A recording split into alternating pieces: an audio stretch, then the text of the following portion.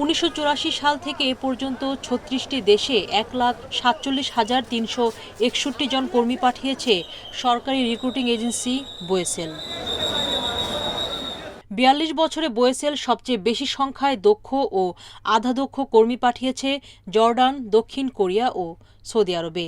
তবে চাহিদা থাকলেও শুরু থেকেই কর্মী সংকটে সংস্থাটি। গত কয়েক বছরের সম্ভাবনাময় শ্রমবাজার দক্ষিণ কোরিয়ার কোটার সিংহভাগ পূরণ করা যায়নি। বিশেষজ্ঞরা বলছেন, প্রয়োজনীয় প্রশিক্ষণ সহ ভাষা না জানাই এর বড় কারণ। একই অবস্থা জাপানের শ্রমবাজারের। 110টি টিটিসি কার্যকর ভূমিকা রাখতে পারছে না বলে অভিযোগ বোয়েসেলের।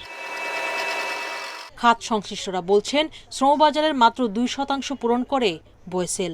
আওতা বাড়াতে সংস্থাটিকে বেসরকারি এজেন্সির সাথে সমন্বয় করার তাগিদ তাদের। দক্ষতা বাড়ানোর জন্য এই টিটিসির পাশাপাশি আরও কি অপরচুনিটি আছে সেটা তৈরি করা, এবং এই টিটিসিগুলোকে আরও কিভাবে এইখানে আসলে বান্ধব করা যায়।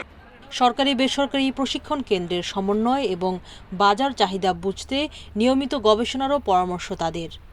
কোন দেশের ডিমান্ড আগামী 5 বছরে কোথায় পৌঁছাতে পারে, এবং আগামী 5 বছরে যদি আমি দেখি যে আমার কেয়ার গিভারের ডিমান্ড এরকম যাবে, আমাদের 5 ইয়ার প্ল্যানস রয়েছে, আমার দক্ষতা অর্জনের একটা প্ল্যান রয়েছে। তাহলে দক্ষতার সাথে মার্কেট আমি লিঙ্ক করতে না পারলে এই দক্ষতা তো কোনো কাজে লাগবে না। এটা প্রান্তিক লেভেলে আসলে কিভাবে নিয়ে যাওয়া যায়, যাতে করে আমাদের ইয়াং জেনারেশন, বিশেষ করে নারীরা, পুরুষরা, ইন্ডিজিনিয়াস কমিউনিটি, এদেরকে আমরা সেই সুযোগটা তৈরি করে দিতে পারি।